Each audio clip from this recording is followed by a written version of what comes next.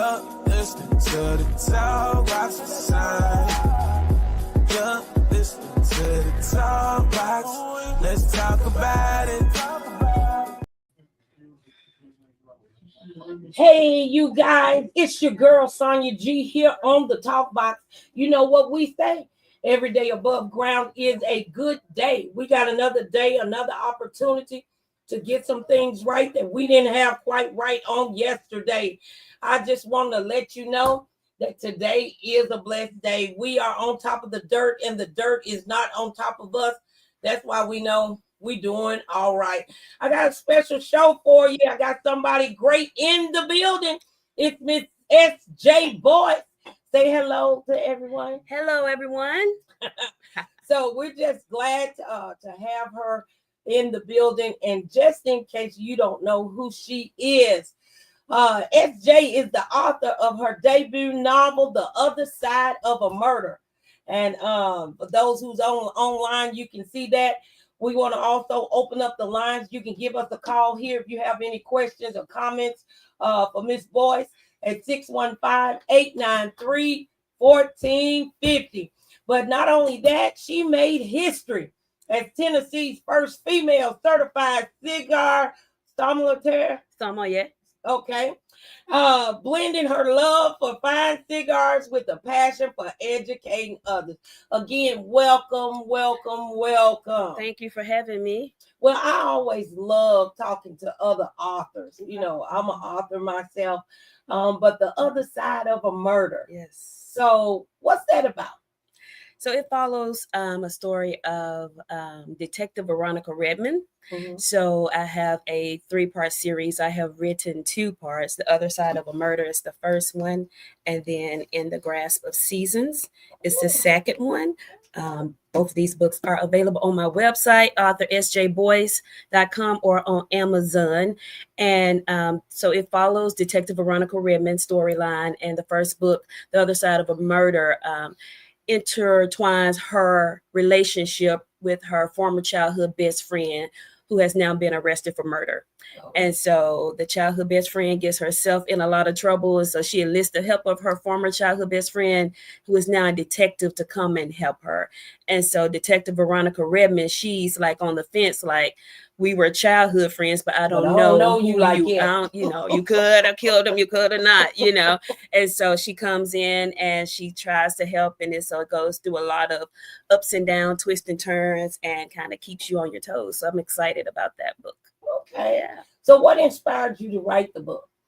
So I have actually been writing a long time. Like, I love the art of storytelling, and I also love true crime fictions. I like CSI, Law and Order, all of those criminal shows. And so I always kind of like to write. So when I was younger, I would say younger, when I was working in my 20s, I started writing, and I would send it to my sister through email, kind of like on our downtime at work. I would just like create stories, and I send it to her, and she'll say, okay, give me more. And we kind of go back and forth like that. But in 2019, after going through a drawer, and I saw like a lot of unfinished storylines. And so 2019, I made a promise to myself, or a New Year's resolution, as you would say, to write and finish a book.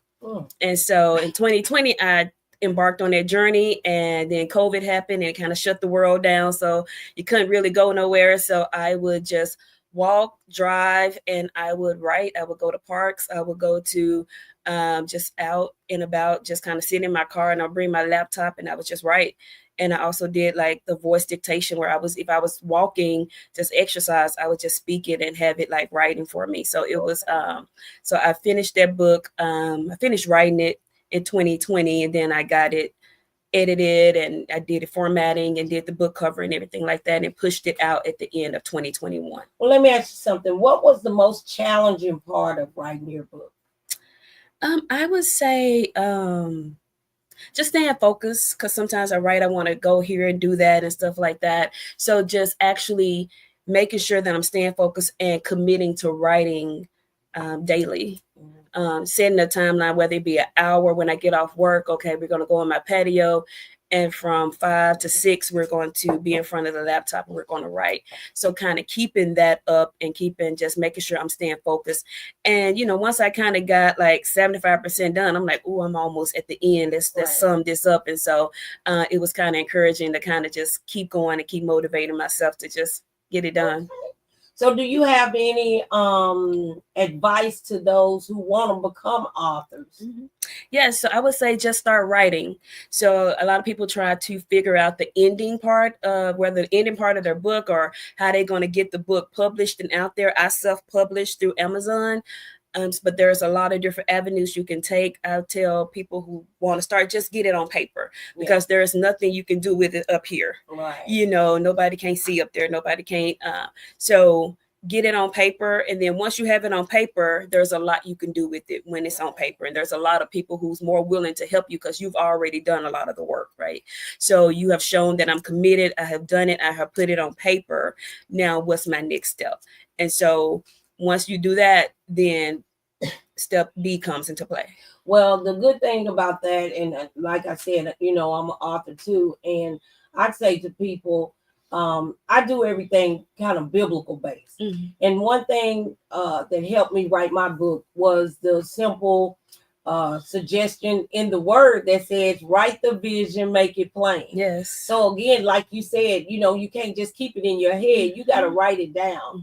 Mm-hmm. You got to start somewhere. Yeah. The biggest place where dreams did not come to fruition is in the graveyard, where we didn't do it. We didn't get it from our head onto paper. So I just want to encourage those who, because all of us have a story. Yes. And so I know that, do you only write fiction or nonfiction, or you write both? I write fiction for now. I haven't ventured. I would like to do a nonfiction, but right now I'm really into mystery and stuff like that. So I'm sticking to fiction at this point.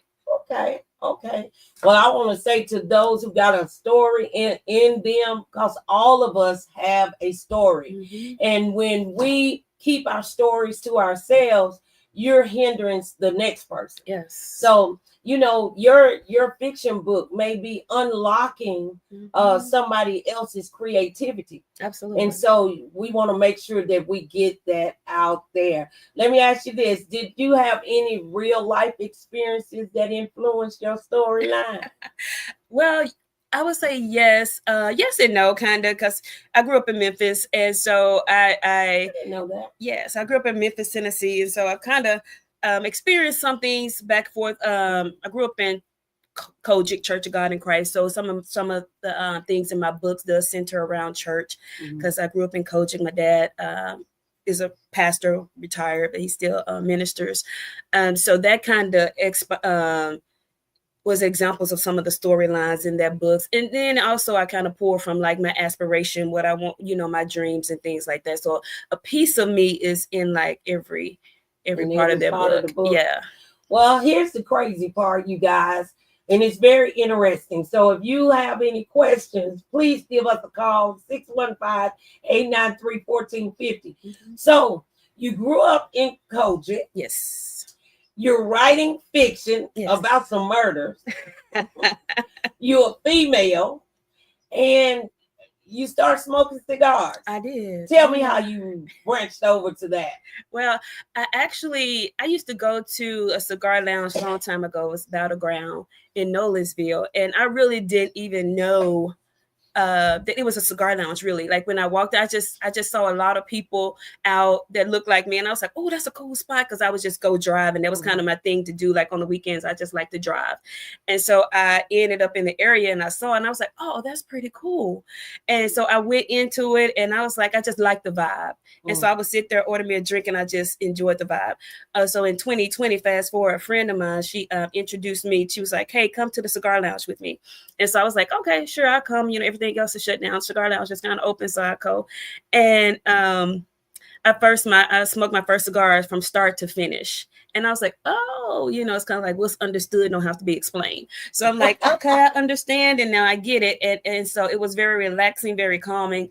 And so I just enjoy smoking a cigar, and I also enjoy educating people on cigars. So Well, I gotta ask you first of all, pronounce what you are certified as. It's a certified cigar sommelier tobacconist. Okay. Yes. What is that?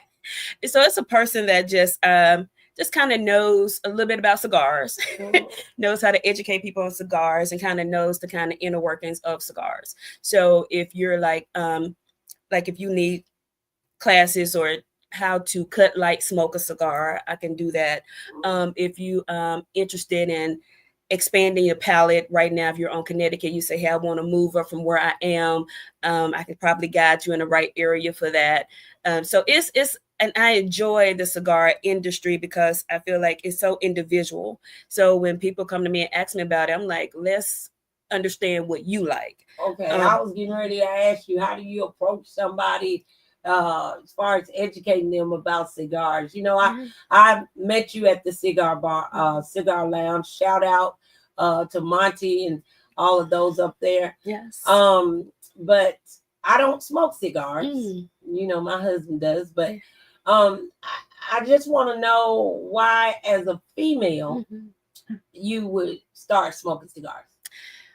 The female is the highest, I would say, growing population in smoking cigars, right? The female population. And right now, anywhere you go, if you go to a wedding, if you go to a funeral, if you go to a party, even a kid's party, a lot of times they're going to have a cigar bar somewhere. Really? It's going to be so it's growing. It's absolutely industry. It's going to be pretty much every major event is going to pretty much have a cigar. Either it's in the event where you can smoke it, or even outside or something like that, because it's really a way to communicate. It's a way for people to get to know each other. A lot of businesses are done over cigars, and they say golfing, you know, so a lot of that goes hand in hand, because what cigar does, it calms you down. It kind of like it kind of, yes, and it kind of, for the business, it actually allows you to relax and have a genuine conversation with somebody. And a lot of time, a lot of business, even with my books, I have, you know, I came out with when I was smoking a cigar, and the cigar community was so supportive of my books, just off rip. They were very supportive, the main supporters, you know, in the purchasing of my books and supporting me. I did book signing at several of the cigar lounges, and so it's a way to meet great people. You have doctors, lawyers, electricians, people that's variety of people. Yes, I would say. Right. Yeah, listen. Let me ask you something. There's some myths out about cigars too. Is cigars unhealthy versus cigarettes, or what? I started smoking cigars when 2020, when COVID hit. I haven't got COVID, so you know, I think the tobacco and the alcohol kind of kill some of that germs. But yes, but tobacco is a natural growing plant, right? And so when you think of, like, as compared to cigarettes that has a lot of fillers in it, tobaccos is more pure and more natural. So, you know, if somebody's interested, that's why a lot of times if you go to the doctor and you say, hey, I'm smoking a cigar, they're like, oh, okay. You know, because you're not really inhaling it. You're holding it in your mouth. You don't inhale it like you would do weed or cigarettes or something like that. So you don't inhale it, because most people who inhale it, they would choke it, you know, and so you'd be like, oh, you inhale. So you really just take it in, kind of hold it in your mouth, and then you blow it out. And so a cigar connoisseur. Yes. So you get the flavor of it, you get the everything that embodies a cigar when you do that, and you're more relaxed. Like I said, you're very relaxed. Well, I can admit, my husband just got into cigar smoking. He's like a whole different man. So I like when he goes to the cigar bar. For those who are listening, I think it's a libido enhancer. Okay. As well. Okay. I do believe that. So what's your favorite cigar pairing or experience? So I enjoy, so I have two ranges. So my like lower level range, and this is one of the cigars that I started off with, was a AJ Fernandez New World Cameroon.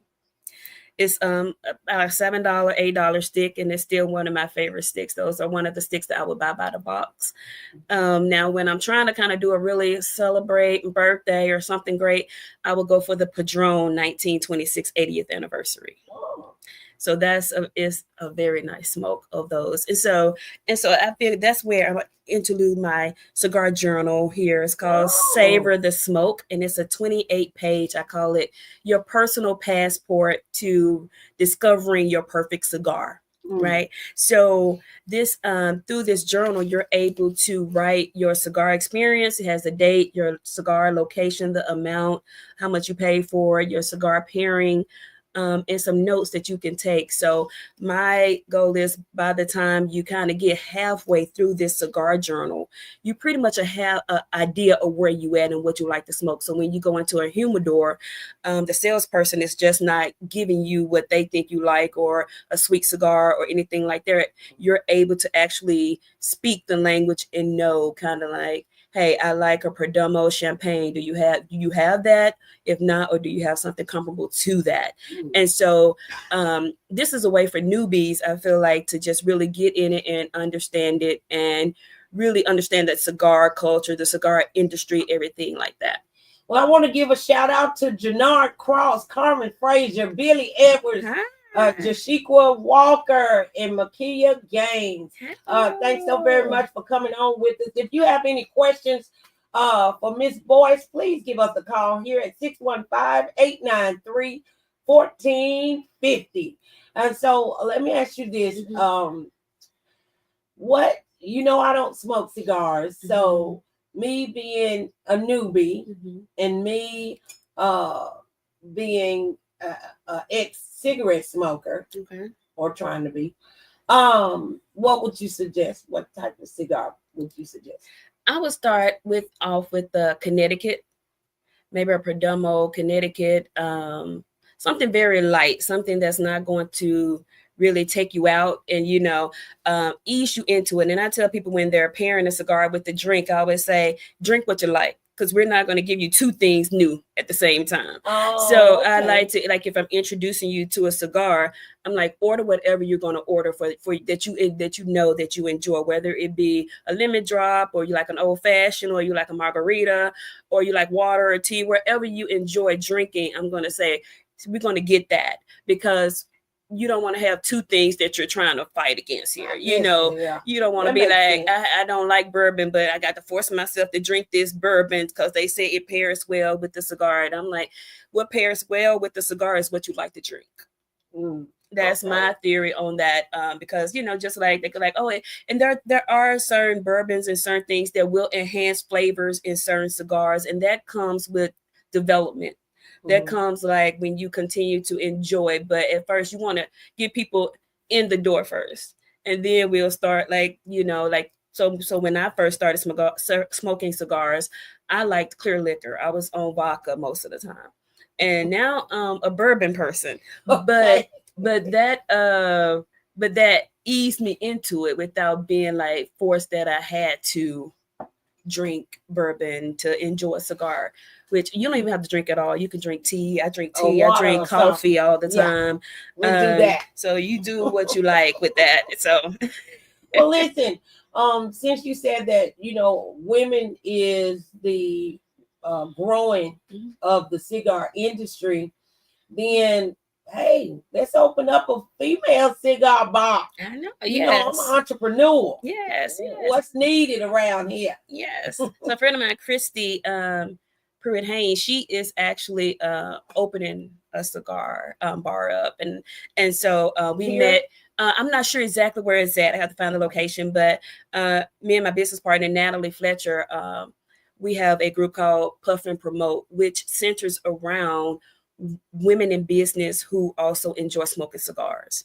So you can find us on Instagram or Facebook. It's called Puff and Promote, and we do things throughout the year. We kind of get together and just smoke cigars and educate each other. You can build your own personal Rolodex. We have lawyers, we have electricians, we have IT people, we have DJs in there that can kind of assist you in whatever you need. If you have a party, you can hit up DJ T Quinn out there. You can hit her up, or so so that group, we enjoy that group. And then also just kind of throughout the city, we have partnerships with different cigar lounges where we go in there and just. Well, I do notice that it's really a good.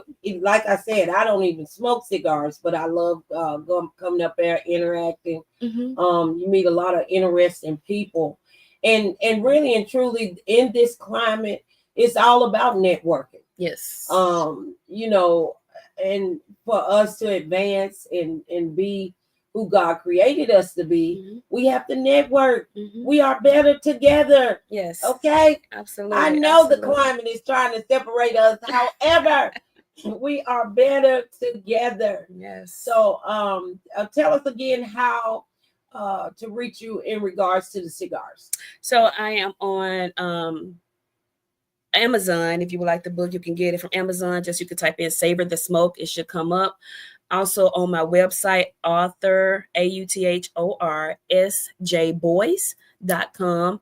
And if you would like a signed copy, you can get that. You can also get my 2 other novels on Amazon and on my website as well. And what's the name of the other novel? So the first one is The Other Side of a Murder. And then the second one is In the Grasp of Seasons. Yeah.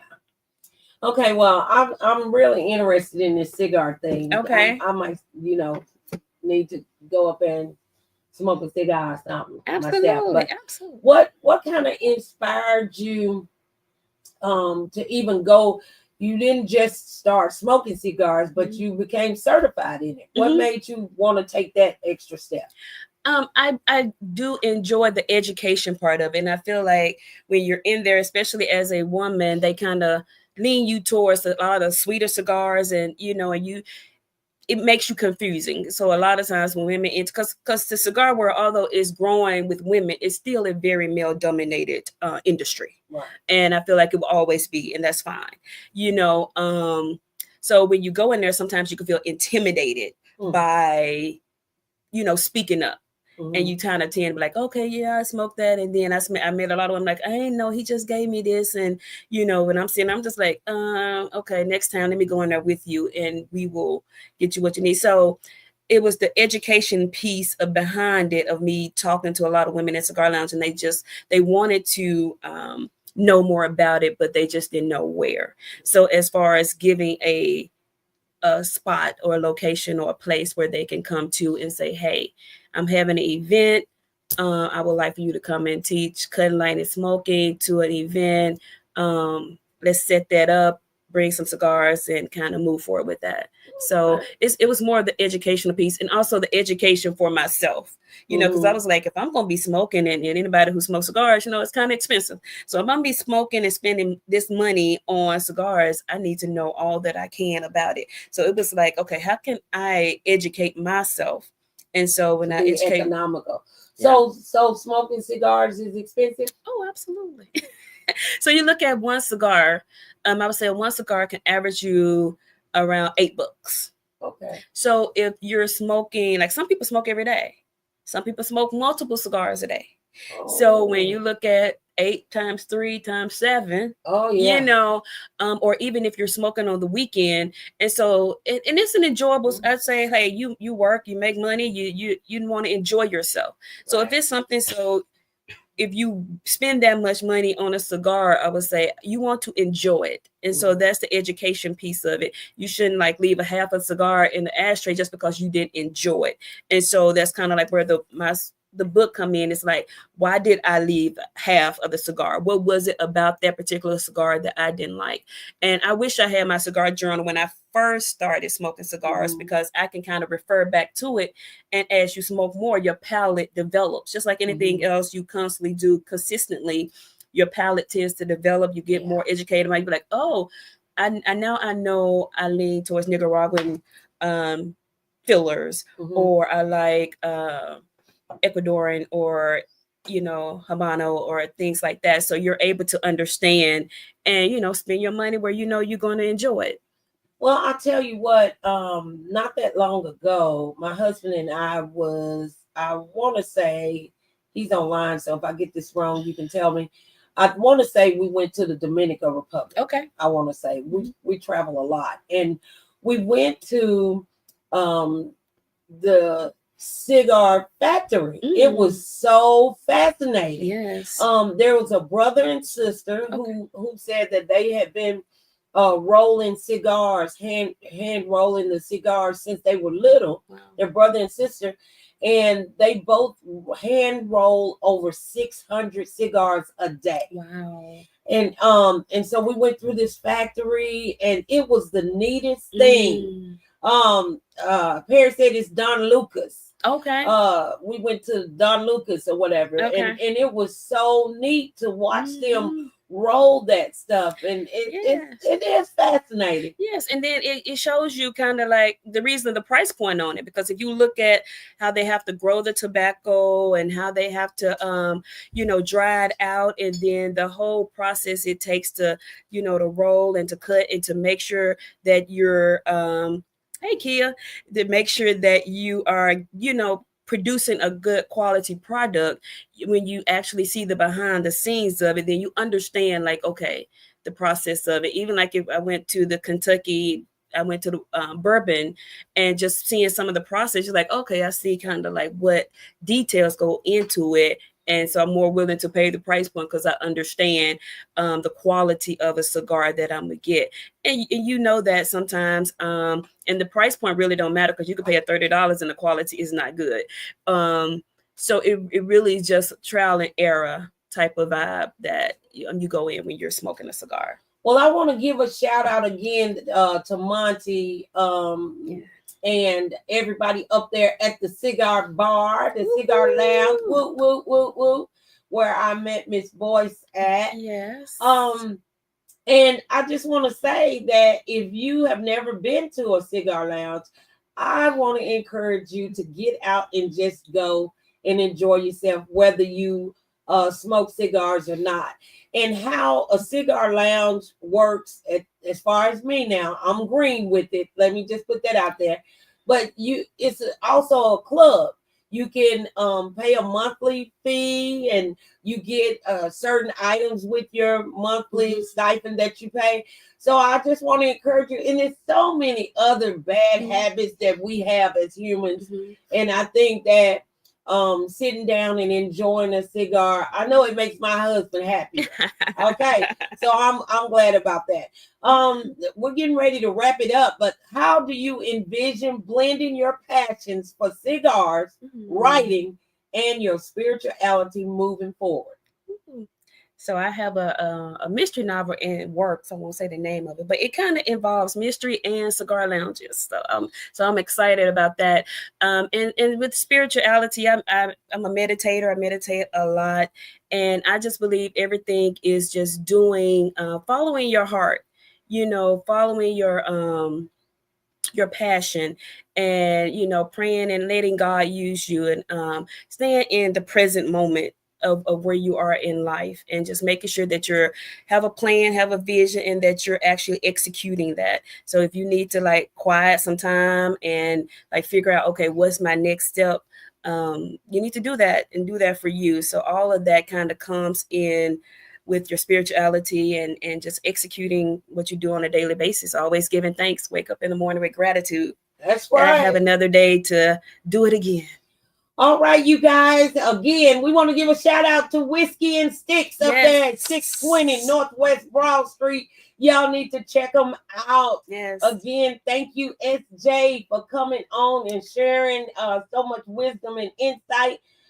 You guys, y'all need to go on Amazon and get the book. Yes. We have to learn how to support one another. Amen. From the Amen Corner. Magnolia said, awesome job, sis. Yes, that's my Jeff sister. McKnight is on the line. He's all the way from he's in Dubai. Okay. So we want to just thank you all for coming on. And you know who I am. I'm your girl, Sonya G, here on the TalkBox. We'll see you next week. Same time, same place. Bye. Bye. Happy birthday, Mom. Let's talk about it. Yeah, listening to the TalkBox.